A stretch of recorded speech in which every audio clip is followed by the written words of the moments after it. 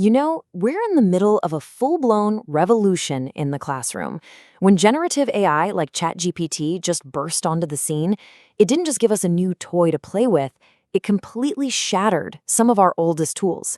It's forcing educators everywhere to ask a really fundamental question. How do we actually know what our students have learned? Okay, let's get right into it, using the fantastic Amy Guide on AI as our map. Think back to late 2022, November 30th to be exact. The public release of ChatGPT wasn't just another tech update, it was an earthquake that shook the very foundations of education. Suddenly, this tool that could write a passing essay, solve complex problems, and answer pretty much any question was in the hands of every single student.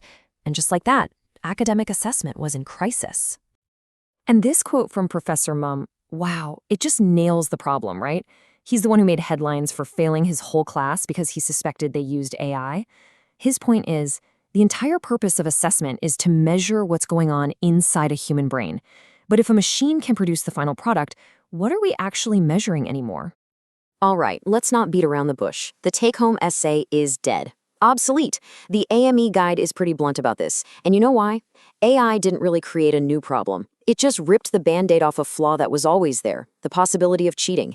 AI just made that cheating easy, free, and totally accessible, destroying the illusion that an essay was a reliable window into a student's mind. So what happened next? Predictably, pure panic.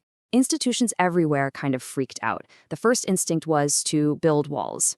Ban AI tools. Everybody back to handwritten exams. We need AI detectors, now. These were all just defensive moves, right? Trying to plug the leaks in a sinking ship instead of just building a new boat. But after that initial panic, a much smarter idea started to take hold. And this is really the core of the guide's argument.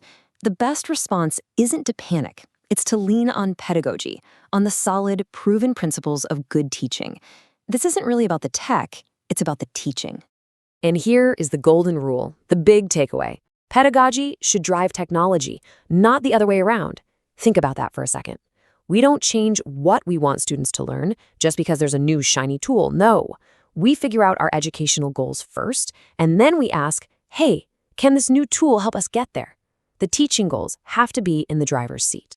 So how do you actually do that in a practical way? Well, there's this really handy framework called PICRAT. It's a simple grid to help educators think this through.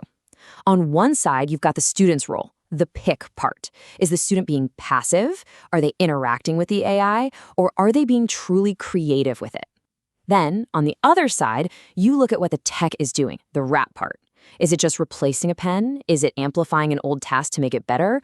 Or is it truly transforming it into something that was impossible before? It's a game changer for using AI with real purpose. Okay, so once you start thinking this way, things get really exciting. Because when you stop desperately trying to save the old, broken essay, you're suddenly free to imagine what could come next. And this is where assessment gets a serious, much-needed upgrade. Which, of course, leads to the million-dollar question, right? If the classic essay is out, then what's in? What does assessment even look like now? Well, the guide offers some pretty amazing alternatives. Instead of one final paper, how about an annotated portfolio? The student can use AI for brainstorming, sure, but then they have to write reflections explaining their process and justifying their choices. Or for med students, virtual patient simulations, where an AI can generate unlimited, unique cases for them to diagnose. See the pattern? The focus shifts to skills like analysis, evaluation, and creation, things that are much, much harder to just outsource to a machine. This comparison just lays it all out so clearly. The old way was all about a single, static final product. The new way is about a dynamic process. We're moving from just testing memory to actually assessing critical thinking. We go from a world where AI is a threat to a world where it's just another tool in the toolbox, used openly. This shift, from assessing the product to assessing the process, that is the revolutionary idea here. So in this new world, AI can wear two very different hats. The first hat is AI as tutor. And we're not just talking about a fancy Q&A bot. Think of it like a personal, infinitely patient coach for every single student. That medical student could practice diagnosing that virtual patient 100 times, and the AI will adopt the difficulty and give instant feedback on every single decision. That's a level of personalization a human teacher just can't provide at scale. But the second hat AI can wear is honestly even cooler. AI as learner. Yeah, you heard that right. You flip the entire script. The student has to teach or debate the AI. You know how the best way to really truly learn something is to try and explain it to someone else? Well, that's exactly what this does. It forces students to organize their thoughts, anticipate counterarguments, and genuinely master the material. Okay, but with all this incredible new power comes, you guessed it, a whole lot of responsibility. We can't just dive in headfirst without talking about the very real, very tricky, ethical maze we now have to navigate.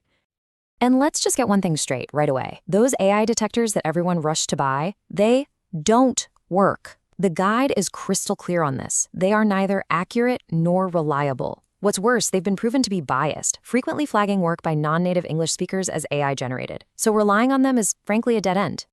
So the real ethical challenges we need to focus on are right here. Things like bias in the data the AI is trained on, the serious privacy risks of student data being used to train corporate models, and the huge equity problem. What happens when some students can afford a super-powered AI subscription and others can't?